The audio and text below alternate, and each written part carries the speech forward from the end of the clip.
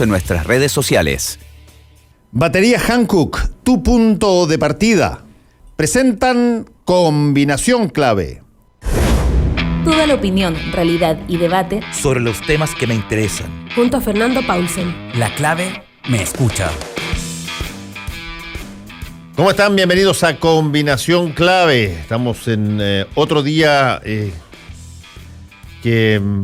Bueno, es una página en blanco y veremos qué es lo que ocurre hoy después de una serie de cosas que han ocurrido en las últimas horas y que sería interesante probablemente conversar con quien va a ser nuestro primer entrevistado de esta mañana. Él es el doctor Enrique Morales, presidente del Departamento de Derechos Humanos del Colegio Médico. Doctor Morales, ¿cómo está usted? Muy bien, buenos días. Buenos días.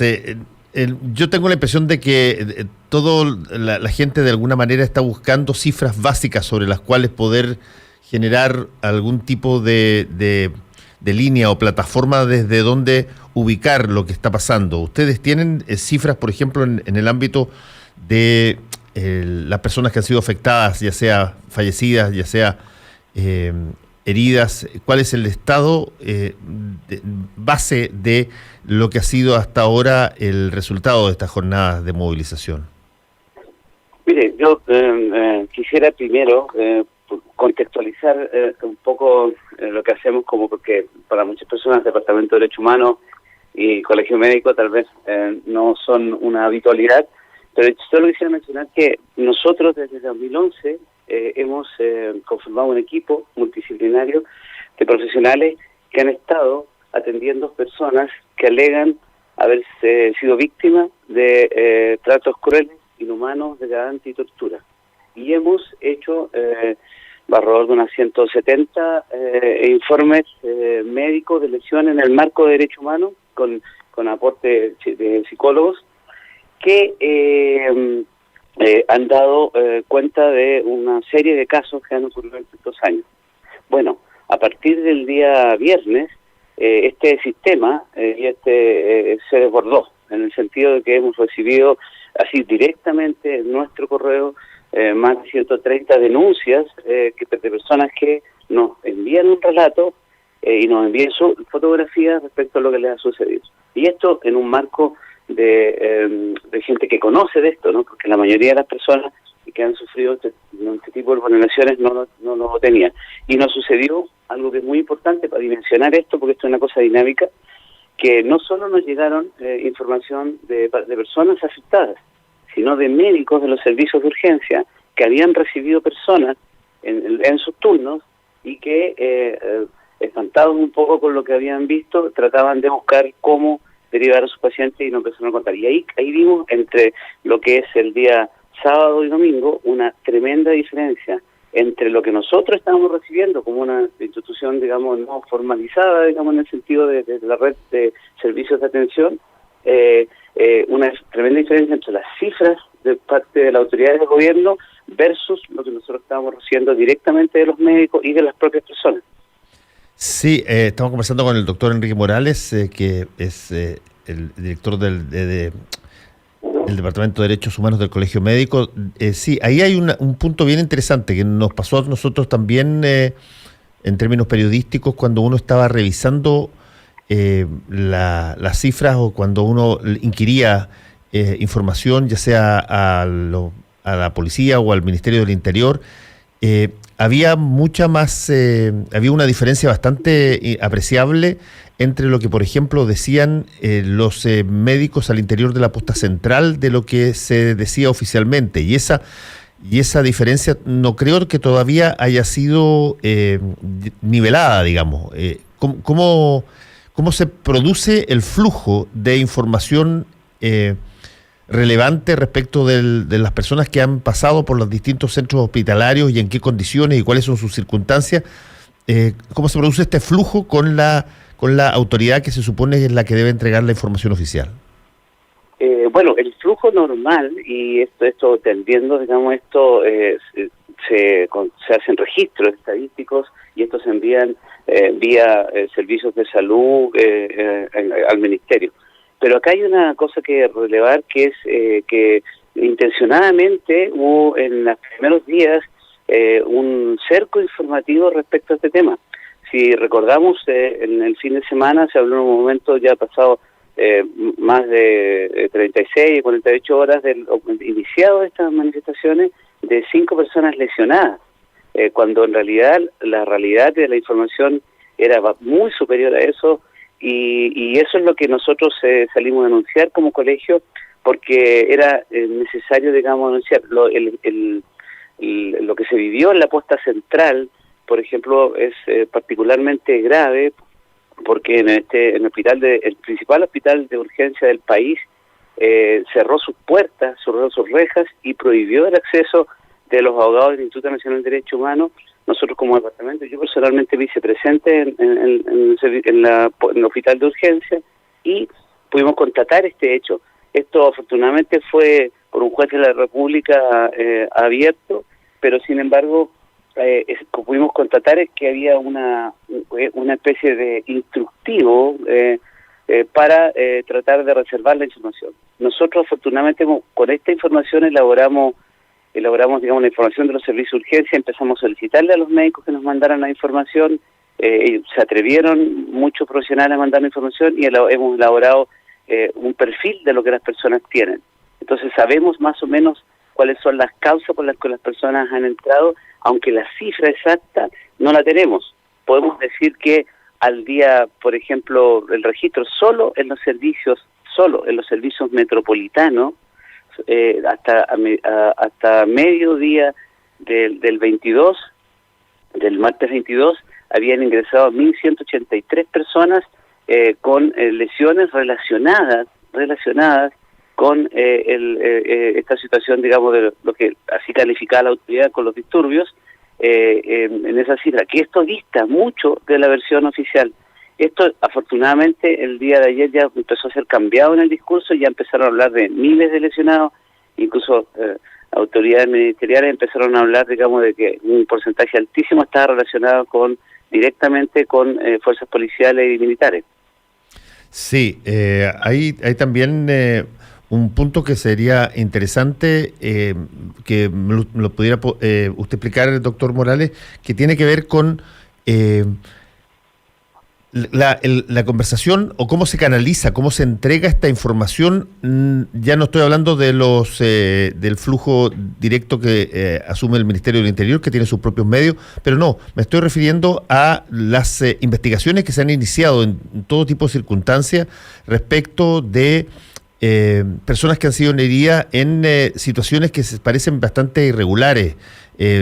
Por ejemplo, ha habido un abultado caso de personas, incluso menores, que tienen problemas oculares por estos perdigones de goma, digamos, que es una situación que se ha visto.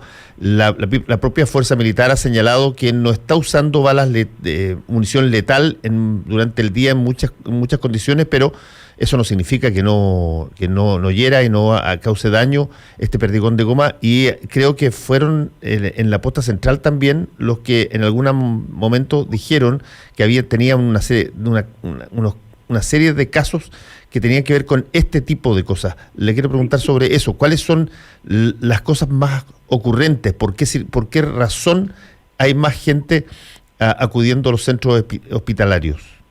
Sí, mire, ayer nosotros en la Comisión de Derechos Humanos del Senado y de la Cámara de Diputados entregamos una información que habla del perfil de las personas, y le cuento que de todas las personas que nosotros podemos recabar con la información de los servicios de urgencia, el 51% de las personas que ingresaron por balines o perdigones. Así está calificado por parte de los profesionales, como balines o perdigones.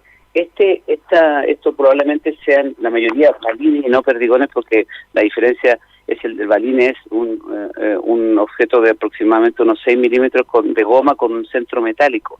En cambio, los perdigones son como lentejitas que están dentro de una escopeta.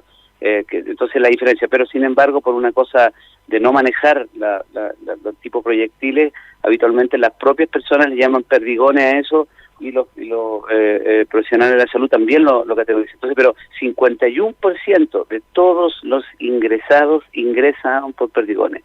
Pero ojo, a propósito de lo que plantea usted de uso de armas no letales, el 17% de las personas era por armas de fuego, balas. ¿Sí? 10% de las personas eran por golpizas. 4% por impacto de una bomba lacrimógena disparada a corta distancia. Y 4% de las personas por traumatismo encefalocraniano de importancia. Pero el 14% son otras causas diversas, pero en ese grupo está el tema de los daños oculares graves. Y esto supera todo lo que tiene registrado el país en su historia en términos de trauma ocular grave que implica secuelas. Y le doy una cifra que tenemos a mediodía del día de ayer. Esto hay que completarlo, esto es muy dinámico y nos llega. Solo en la unidad de trauma ocular del Hospital Salvador habían ingresado personas con trauma grave, 29 que requirieron cirugía, 29 personas. En la clínica alemana, derivados de los servicios de urgencia, todos los sitios privados que voy a nombrar son derivados del sistema público porque ya no tiene capacidad y los deriva a la parte privada.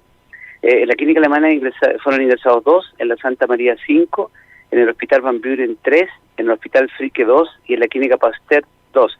Son a mediodía del día de ayer el registro de 43 personas con daño ocular grave que implica en un porcentaje importante, el 85%, pérdidas funcionales casi completas de la visión en a lo menos uno de sus ojos. Entonces esto es gravísimo en términos de ser una alarma en términos de salud pública por la cantidad de personas en un brevísimo tiempo con un daño ocular, lo que a nosotros como Departamento de Derechos Humanos y como por eso nos parece gravísimo. Por eso la directiva ha salido en completo a hacer un llamado, digamos, a dar a conocer estas cifras, a advertirnos a la comunidad y advertir a las autoridades que corresponda, porque esto debe ser evitado. Hay providencias que se pueden tomar para evitar esto y las armas deben ser usadas de manera proporcional para que permita que no ocurran tantas personas, digamos, lesionadas con daños que no son recuperables y van a ser una marca no solo psicológica, sino física por el resto de la vida.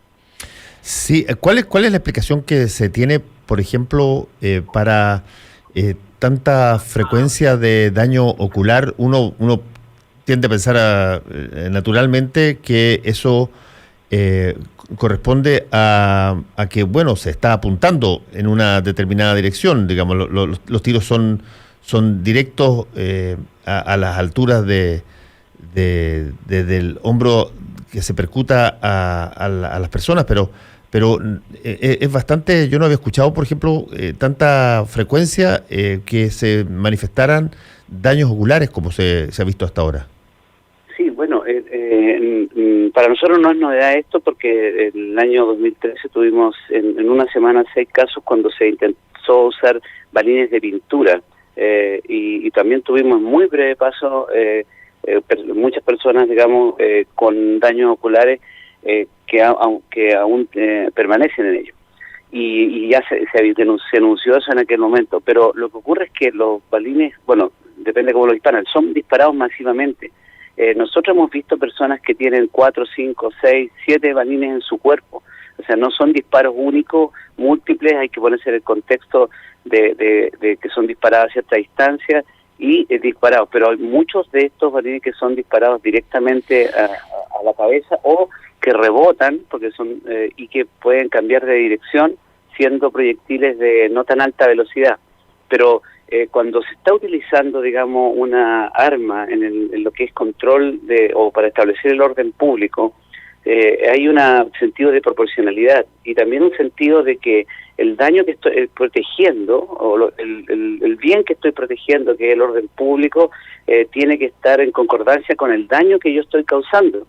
O sea, por eso a nivel tanto internacional como nacional, de uso de la fuerza racional y proporcional por parte de las Fuerzas Armadas y de parte de, por supuesto, Carabineros, está establecido. está establecido por parte de ellos cómo deben actuar en ciertos pasos de acuerdo a diferentes escenarios, respetando los derechos de las personas, respetando los derechos humanos en su generalidad, y yo creo que es evidente que eso no se está respetando en la actualidad. Estamos conversando con el presidente del capítulo de Derechos Humanos del Colegio Médico, el doctor Enrique Morales. ¿Tienen ustedes conversación directa con la autoridad sobre este tipo de temas, doctor? Sí, como planteaba, nosotros ayer estuvimos y llevamos estas cifras, llevamos estas tablas, llevamos las fotografías y las presentamos en estas dos comisiones. Debo decir que como acuerdo de la Comisión de Derechos Humanos del Senado, se llevó la solicitud al Senado en su conjunto de que nosotros presentáramos esta información en la sala, ante todos los senadores. Y esto está propuesto, no fue posible ayer por un tema de acuerdo en la tabla, no porque tenía que tener un acuerdo en unanimidad, ya que fue instalado de inmediato, pero está pendiente y nosotros estamos dispuestos a representarlo a todas las autoridades que sea necesario, porque entendemos que esta es una alarma que está desbordando los sistemas, digamos, de atención, y es una cosa que debemos tomar medidas para evitarlo. El llamado es a no seguir recibiendo más casos, sino el llamado es a parar esta cantidad de vulneraciones de los derechos a las personas, a parar esta cantidad de personas con daños oculares, por ejemplo, en concreto, si nos planteamos en algo que no tiene recuperación, a tratar de tomar todas las providencias necesarias para que esto no suceda. Sí, estamos, repito, conversando con el doctor Enrique Morales, presidente del Derechos Humanos del Colegio Médico, y en el Colegio Médico ustedes están en una sensación de vigilancia permanente, están de alguna manera autoconvocados para lo que está pasando. Sí, nosotros en la práctica, desde el fin de semana, que no es habitual, el colegio está cerrado, sábado, domingo y el resto de los días, hemos estado recibiendo al máximo de personas que hemos podido, de las que nos han denunciado. Y tenemos abierto, de hecho, el Departamento de Derechos Humanos tiene un correo electrónico, que lo voy a repetir, dice derechoshumanos@colegiomédico.cl, en que recibimos estas denuncias, y nuestra idea, digamos, es poder dar respuesta a esto. Tenemos una gran cantidad y por lo tanto hemos estado dando paulatinamente, pero estamos en eso, recibiendo a las personas, y recordar también que el INDH, que también es un organismo, ha establecido también un correo electrónico de denuncias que se llama denuncias@indh.cl, que en las cuales las personas pueden enviar su información. Hay forma de también hacer formularios en línea en el caso del INDH, de manera, pero recordar que las personas pueden recurrir en primera instancia y deberían recurrir si tienen algo de urgencia a la red de servicios de urgencia público-privado, pedir una constatación de lesiones, ya es un elemento importante que va a ayudar, y posteriormente hacer las denuncias en el ámbito de los derechos humanos. Pero nosotros estamos, y no solo haciendo una denuncia, sino recibiendo los casos que damos abasto, y llamando incluso a otros colegas que están abriendo, digamos, este trabajo en los propios regionales. ¿Y tienen conversación directa con el Ministerio de Salud, con el ministro Mañalich, por ejemplo, también? La directiva del Colegio Médico, la doctora Siche y el doctor Patricio Mesa son los que mantienen conversaciones directas con la autoridad, pero el día de ayer la directiva del Colegio Médico ha hecho llamados públicos a través de la prensa y en esta instancia del Senado y la Cámara de Diputados denunciando estos hechos y estableciendo. De hecho, hoy en la mañana nuevamente se va a la Comisión de Derechos Humanos del Senado y la presidenta va a hacer nuevamente hincapié en esta situación. Sí, hay otro punto que quizás sería interesante tocar, doctor, y que tiene que ver con, antes de todo que esto partiera, había una serie de hospitales que habían señalado que tenían dificultades de suministro, el Hospital Fampiura en Valparaíso, algunos otros. ¿Cuál ha sido la situación, por ejemplo, de abastecimiento que se ha previsto o que se tiene para una situación que era, por cierto, inesperada, pero que ocurrió? Claro, De hecho, es muy importante que señala eso, porque el día martes 22 el Colegio Médico, junto a muchas organizaciones más de los gremios de la salud, habían convocado hace más de 2 semanas atrás a una movilización justamente por la falta de recursos que están viviendo los establecimientos de salud, tanto hospitalaria como primaria. Esto es importante señalar de que no es algo que no habíamos visto en las últimas décadas. O sea, siempre en los hospitales, yo trabajo en un hospital público, tenemos déficit de recursos, dificultades con los recursos, pero lo que se estaba viviendo desde el mes de junio en adelante era un déficit de recursos que movilizó a todos los gremios de la salud, no en torno a pedir aumento de sueldo, no en torno a pedir reivindicaciones particulares que son muy legítimas, sino por mayores recursos para los centros asistenciales. Y en eso como digo, es una situación que no se había vivido en los hospitales hace varias décadas. Entonces, este reclamo nos pilla, digamos, y esta situación de muchas personas demandando atención por nuevo se suma a toda la demanda normal y claro que sí, pone en tensión y todo lo que tiene que ver con los recursos. Se han hecho anuncios de inyección de nuevos recursos, pero lo que se está viendo en los hospitales, como digo, había movilizado sin tener antecedentes de lo que se nos venía encima, y es una demanda actualmente tanto elevar lo que es el per cápita para la atención primaria como los recursos, y el Colegio Médico ha planteado la necesidad de que la inversión de salud, del presupuesto en salud, se eleve al 6%. Y eso es una cosa que está en el sentido de buscar una solución para la salud pública. Sí, ahí hay un punto también interesante. Usted mencionó que se había derivado a varias personas hacia hospitales privados. Existe un sistema que funciona ya hace mucho tiempo, donde se licitan clínicas o privadas que sirven de recepción de pacientes cuando los hospitales públicos están llenos, y eso ocurre permanentemente. ¿Eso ha sido, ese flujo ha continuado? ¿Se ha derivado mucho hacia hospitales privados de gente que ya no cabe en hospitales públicos? Sí, en la práctica, para decirlo así, los hospitales, los servicios de urgencias tienen una realidad de recibir gente no solo en su capacidad. Una vez que están con la capacidad normal, se comienza a hospitalizar las personas en pasillo y se les mantiene a veces días en esa condición, y los pacientes de mayor gravedad o los pacientes que tengan alguna cosa específica o cuando ya hay una demanda superior, se derivan, digamos, de acuerdo a el convenio y un sistema que se ha montado a atenderse a la red privada.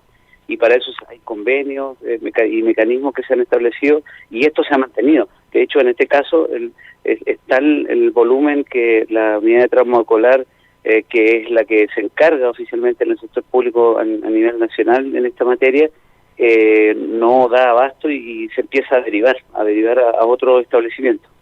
Sí, eso como yo decía, está contemplado dentro del sistema, y periódicamente se licitan cuáles son las clínicas que pueden recibir estas personas cuando tengan disponibilidades de cama y el sistema público no.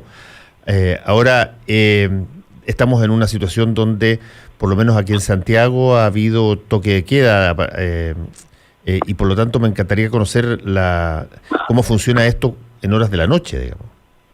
Sí, bueno, las personas con dificultad pueden acceder. Esto pone trabas para que las personas que tienen cosas graves puedan, por el miedo, a acceder, y es una complicación. Los profesionales de la salud y los vehículos de emergencia tienen posibilidad de movilizarse, pero es una situación que complica el no tener un traslado habitual a las personas a acceder a los servicios de urgencia, porque se ha establecido también bastante miedo a las personas, y está el peligro, digamos, de verse afectado por detenciones o ser por disparos. Entonces hay una dificultad, pero la red está funcionando en ese sentido, y de recibir y de derivar a las personas cuando no tenga esa capacidad. los profesionales de los servicios de urgencia, bueno, tienen la experiencia y tienen establecidos mecanismos, pero están altamente demandados por esta situación que se suma en el fondo a lo que normalmente existe en los servicios de urgencia y en todos los servicios públicos de salud. Sí, por último, doctor Morales, le quiero preguntar por una situación que tiene lugar ayer. Creo que es cuando el ministro Mañalich visita, no sé si fue la posta central o un hospital, y ahí lo enfrentan bastante directamente una serie de funcionarios, incluso médicos, y le quería preguntar cómo se está percibiendo esta relación que debiera ser bastante armónica entre el Ministerio de Salud y los mismos facultativos y los mismos médicos que trabajan a lo largo de todo el país. ¿Cómo se allanan las cosas? ¿Cómo se comunican? ¿Existen vasos más directos por el hecho de ser parte de una misma profesión? Bueno, debería existir, pero lamentablemente la respuesta de las autoridades de salud frente a las demandas de más recursos, de insuficiencia de recursos para el sector público, es bastante negativa porque hay una negación respecto a eso. Yo creo que si se aborda y se hace, digamos, una investigación respecto a lo que ocurre en la percepción de los médicos y de todos los funcionarios de salud en los servicios públicos, pueden constatar de que la falta de recursos en los últimos meses en los servicios públicos de salud es muy grave y es, como le digo, histórica en las décadas. Y esa misma, esta percepción y esto es lo que vivimos en el día a día con la suspensión de muchas actividades por falta de elementos básicos, como no tener sutura en un momento para poder hacer o no tener placas radiográficas en un servicio dental para poder atender a las personas, ha llevado a los profesionales, digamos, a denunciar esto, pero la respuesta de la autoridad fue que no había ningún elemento, entonces contrastar esta realidad diaria que viven los profesionales y todos los funcionarios de salud con el discurso de negación de esto hace que se genere esta indignación en las personas y por supuesto las personas cuando tienen a mano una autoridad lo tienden a representar. Por supuesto los canales deben ser el diálogo y los canales deben ser representar, y así lo ha hecho el Colegio Médico y los distintos agrupaciones de gremios de profesionales y trabajadores de salud, pero la respuesta de las autoridades ha sido que no hay insuficiencia de recursos.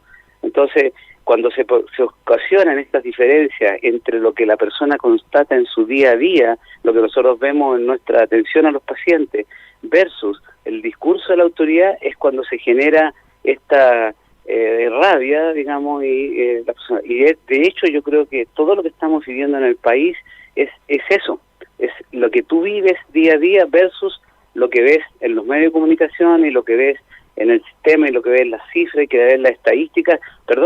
Eso no responde a la realidad. Y esa diferencia creo que ha sido un poco el signo de este movimiento durante este tiempo de que las personas no hemos rebalsado de alguna forma, entre comillas. Entonces, de parte de los gremios de la salud, sí existe la voluntad, por supuesto, del diálogo y de buscar soluciones, y la propuesta es eso, aumentar el porcentaje del Producto Interno Bruto al 6%, subir el per cápita, son soluciones que pueden apuntar. No son todas las soluciones, por supuesto, pero es algo que va en el camino correcto, y es lo que tanto el Colegio Médico como los gremios de la salud han planteado al Ministerio. Doctor Enrique Morales, presidente del Departamento de Derechos Humanos del Colegio Médico, muchas gracias por este contacto con Combinación Clave, que le vaya muy bien. Muchas gracias a ustedes. El comienzo de un nuevo proyecto, un café para empezar el día o